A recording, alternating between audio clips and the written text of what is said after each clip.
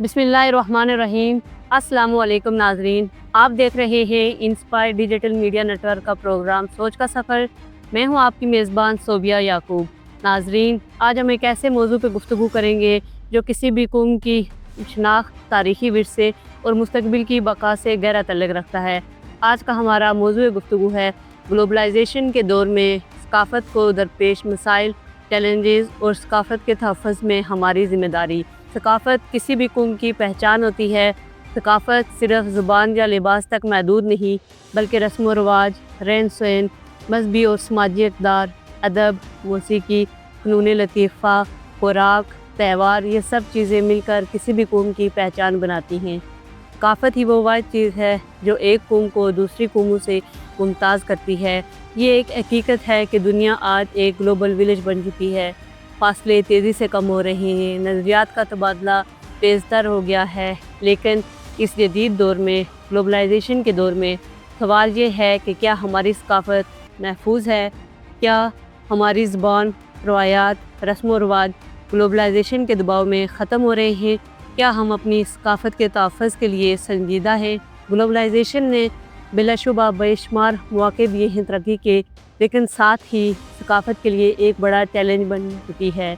Globalisation के दौर में सकाफ़त को कई मसाइल दरपेश हैं, जैसे नई नस्ल अपनी मादरी ज़ुबान बोलने में झिझक महसूस करती है, गैर मुल्की ज़ुबानों को अहमियत दी जाती है, जो रवायती ट्रेडिशनल जो ड्रेसेस है उनके मुकाबले में मगरबी फ़ैशन को ज़्यादा फ़ोकियत दी जा रही है। फ़नून लतीफ़ा, रवायती मौसीकी, मकामी रक़्स अब नापैद होता जा रहा है। ख़ानदानी निज़ाम कमज़ोर होता जा रहा है। रवायती मेहमान नवाज़ी, इख़लाक़ियात, मुश्तरका ख़ानदानी निज़ाम अब जो है तो कमज़ोर पड़ रहा है। सवाल ये है कि सकाफ़त के तहफ़्फ़ुज़ की ज़िम्मेदारी किसकी है? ये ज़िम्मेदारी सिर्फ़ हुकूमत या तालीमी इदारों तक ही महदूद नहीं, बल्कि ये हम सब की मुश्तरका ज़िम्मेदारी है। घरों में अपने बच्चों के साथ मादरी ज़ुबान में बात की जाए, सकाफ़ती सरगर्मियाँ हैं उनका इनेकाद किया जाए, बच्चों को मकामी कहानियाँ, शायरी, तारीख़ से रोशनास करवाया जाए।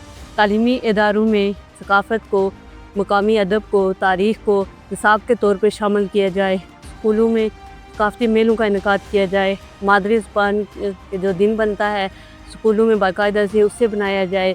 अपने बच्चों को पहाड़ी ज़ुबान, अपनी मादरी ज़ुबान की अहमियत और अफादियत के बारे में आगाह किया जाए।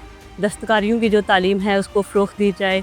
हुकूमती सतह पे फ़नून और सकाफ़त के फ़रोग़ के लिए मंसूबे बनाए जाएँ। मकामी फ़नकारों, मुसव्विरों और हुनरमंदों की सरपरस्ती की जाए।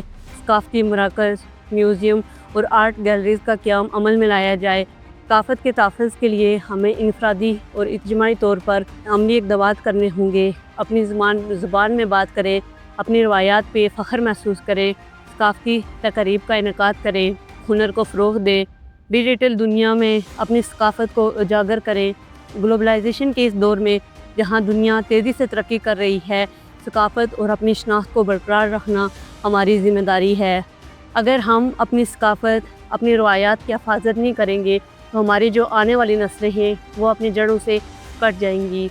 ज़रूरत इस अमर की है कि जदीदियत को, ग्लोबलाइजेशन को, जिद्दत को अपनाते हुए अपनी सकाफ़त का दामन मजबूती से थामे रखें, क्योंकि ये हमारी शनाख्त, हमारी बका और हमारी पहचान है। नाज़रीन, आज के प्रोग्राम के लिए इतना ही।